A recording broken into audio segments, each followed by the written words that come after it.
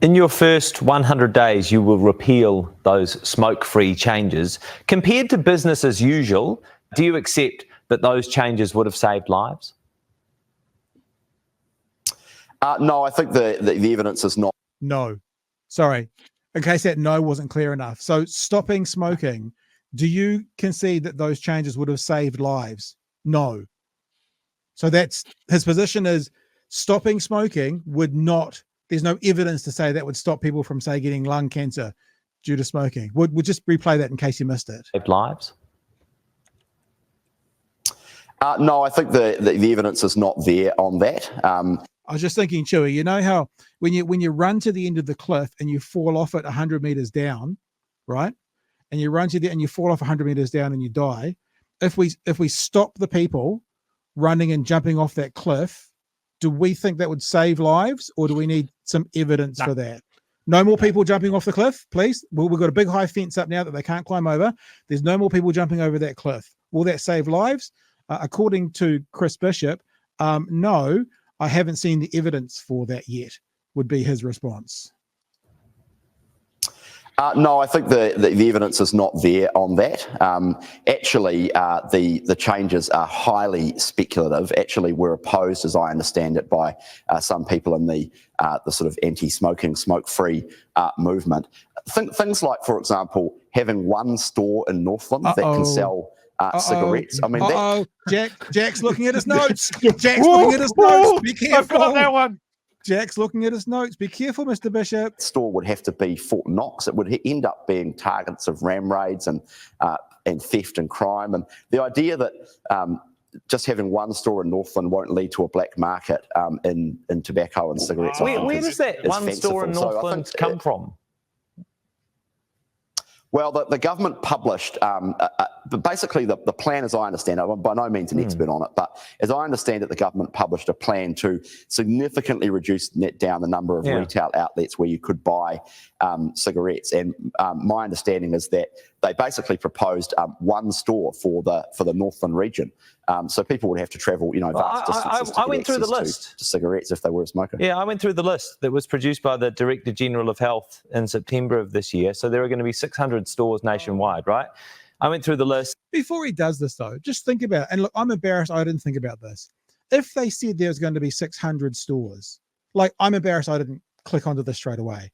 Proportionally, Northland, if you think about the land mass, right, would be maybe a fifth or a sixth of the North Island, so maybe a 12th of the whole country.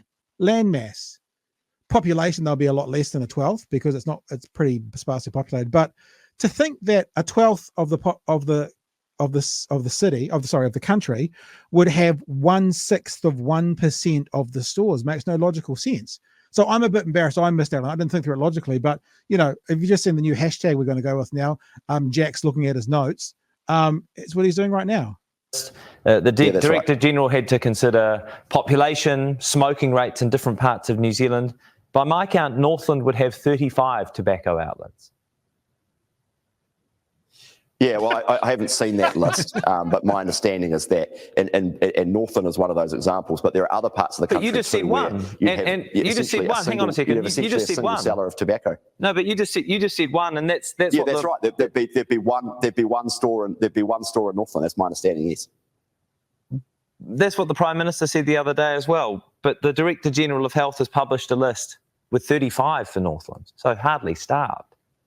Well, I haven't seen that list, but there's no doubt that so why do you keep on saying one? Down the number of outlets from 6.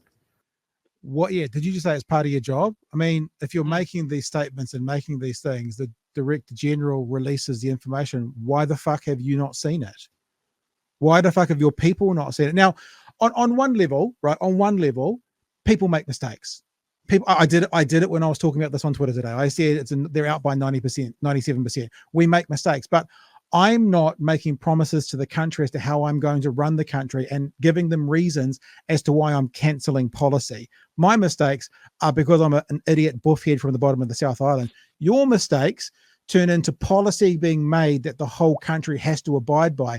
This mistake involves a policy that's going to kill, according to research, 8,000 more people by 2040. I think you getting it right is a bit more important than me getting it right, Chewy.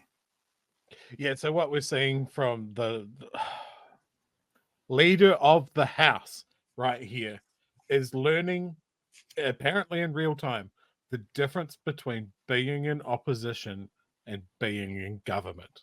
Being in opposition, you can just say any old fucking shit and just go, yeah, the other guys did it and it's bad.